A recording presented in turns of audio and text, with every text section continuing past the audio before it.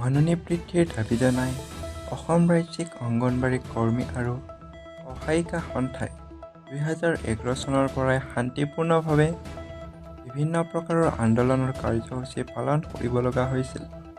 2023 চনৰ 26 নৱেম্বৰৰ পৰা 2024 চনৰ 17 মাৰ্চলৈকে ভিন ভিন সময়ত কৰ্মবিৰতিও পালন কৰিব লগা হৈছিল অংগনবাড়ী কৰ্মীসকলে।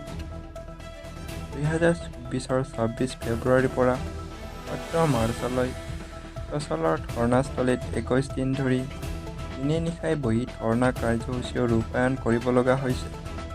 কিন্তু সকলো প্ৰচেষ্টা আৰু প্ৰত্যাশাক আঙুচালি কৰিলে অসম চৰকাৰৰ সাম্প্ৰতিক ভূমিকাই বিত্তমন্ত্ৰীয়ে আকৰ্ষণীয় আৰু আদৰণীয় ভাষণ দিলে, কিন্তু এটকাও আবণ্টন নিদিলে।